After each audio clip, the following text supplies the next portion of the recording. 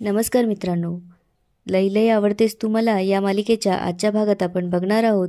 सरकारच्या मोबाईलवर साहेबरावच्या घराचं लोकेशन येतं. त्यावर तो म्हणतो लवकर जावं लागेल. तो तिकडे जायला निघतो. तेवढ्यात त्याच्या एक पायामध्ये एक खिळा टोचतो. त्यातनं खिळा काढून तो बोलू लागतो, या साखरगावची माणसं, दगडं आणि खिळे एकसारखीच आहे. दुसऱ्याला त्रास दिल्याशिवाय त्यांना चैन पटत नाही. त्याच्या पायाला खिळा टोचल्यामुळे तो लंगडत चालू लागतो. हे बघून सानिकाला असं वाटतं तो तिचीच ॲक्टिंग करतोय. त्यावर सानिका म्हणते, याला एवढी मस्ती आली, तो माझी ॲक्टिंग करतोय, बघतेस त्याच्याकडे.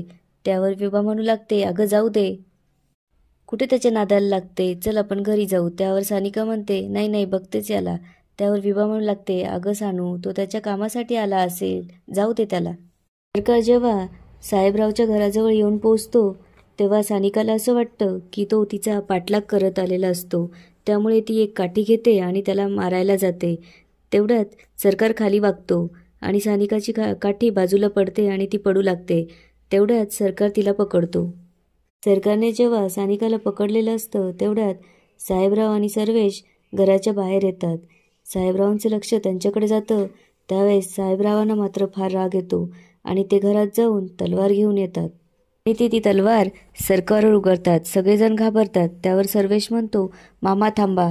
तेवढ्यात सरकार ती तलवार हातात पकडतो आणि पुढे ते म्हणू लागतात, तुझी हिंमत कशी झाली माझ्या मुलीला हात लावायची. तेव्हा सरकारच्या लक्षात येतं की ही सानिका साहेबरावांची मुलगी आहे. पुढे सरकार विचारतो, मी काय केलं. त्यावर सर्वेश म्हणू लागतो, मामा ह्याची काहीच चूक नाहीये.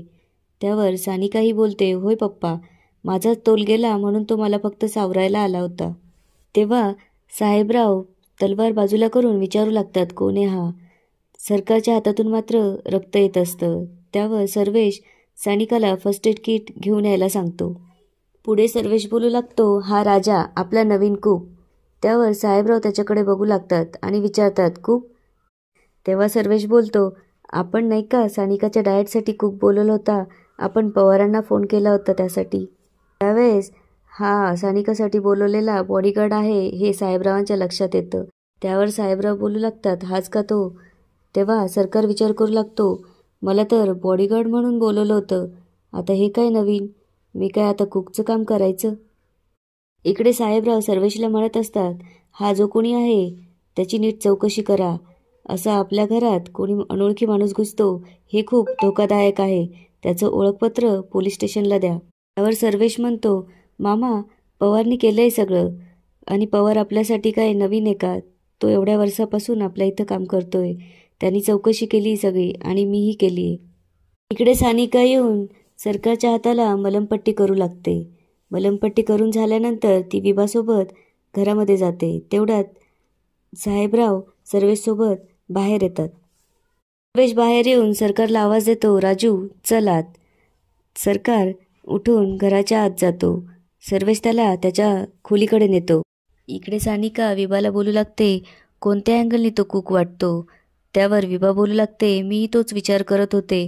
त्याच्याकडे पाहून मला आधी तो ट्रेनर आहे असं वाटलं होतं. त्यावर सानिका बोलू लागते, तो कुक बनायचं नाटक करून आपला पाठलाग तर नसेल करत ना.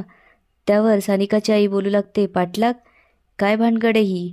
त्यावर सानिका बोलू लागते की आम्हाला असा संशय आहे. त्यावर सानिकाची आई बोलू लागते, अगं तू जसा विचार करते कदाचित तसं नसेलही, असेल बिचारा, त्याला कामाची गरज असेल. त्यावर सानिका बोलू लागते, तो कोणी का असे ना, पण मी त्याला हुडकून नक्कीच काढेल. इकडे सर्वेश सरकारला त्याची रूम दाखवत असतो. त्यावर सरकार म्हणतो, हे सगळं ठीक आहे, पण ही कुकची काय भानगड आहे. तुम्ही मला तर बॉडीगार्ड म्हणून बोलवलं होतं. तो म्हणतो, मला स्वयंपाक जमत नाही. हां माझ्यापुरतं करतो मी, पण जर एखाद्याने अचानक मला काही सांगितलं तर काय करायचं मी. म्हणतो, मला नाही जमणार हे. तेवढ्यात साहेबराव तिथे येतात आणि त्याला म्हणू लागतात, जेवढे तुझे पैसे ठरले होते त्यापेक्षा जास्त देतो, पण हे नाटक तुला करावंच लागणार आहे. पुढे सरकार म्हणतो, मला कोण समजलं तुम्ही, पैसे देऊन काही करायला लावाल. अहो जे काम मी कधी केलं नाही ते मला कसं जमल. तुम्ही दुसरं कोणी पाहून घ्या असं म्हणून पैसे ठेवतो आणि तिथून निघायला लागतो. साहेबराव सर्वेशकडे बघू लागतात. तेवढ्यात सर्वेश म्हणतो, थांब, खरं तर हे सगळं तुला आम्ही आधीच सांगायला पाहिजे होतं, पण मध्ये थोडा गोंधळ झाला. सानिकावर मध्ये जीवघेणा हल्ला झाला होता आणि त्यानंतर कोणीतरी आमच्या घरात घुसलं होतं. म्हणूनच आम्ही सानिकासाठी बॉडीगार्ड ठेवायचं ठरवलं. त्यामुळेच तुझी निवड केली. पण ही गोष्ट कोणालाच कळाली नाही पाहिजे, अगदी सानिकाला सुद्धा. कारण तिला जर ही गोष्ट कळाली की तिच्यासाठी आम्ही एक बॉडीगार्ड ठेवलाय तर ती तुला तिच्याबरोबर कुठेच येऊ देणार नाही. आम्हाला डाऊट आहे की तो हल्ला कळशीतलंच कोणी केला असेल, पण आमच्याकडे पुरावे नाहीत. त्यावर सरकारला धक्का बसतो आणि तो विचार करू लागतो की हा हल्ला साखर गावातल्या कोणी केला नाही आणि कळशीतलं तर कोणी करणं शक्यच नाही. मग हा हल्ला केला कोणी? एवढ्यात साहेबराव सरकारला तुझं गाव कोणतं विचारू लागतात. त्यावर सरकार घाबरतो आणि दुसऱ्या गावाचं नाव सांगतो. पुढे सर्वेश सरकारला म्हणू लागतो, तुला जरी काही येत नसलं तरी स्वयंपाकघरातलं सगळं मी मॅनेज करेल. तू फक्त कुक बनायची ॲक्टिंग कर. असं बोलून ते तिथून निघून जातात. सरकार विचार करू लागतो, तरीच आप्पा म्हटले होते ही साखरगावची माणसं एवढी सरळ नाहीत. आणि याच ठिकाणी आजचा एपिसोड संपतो. धन्यवाद.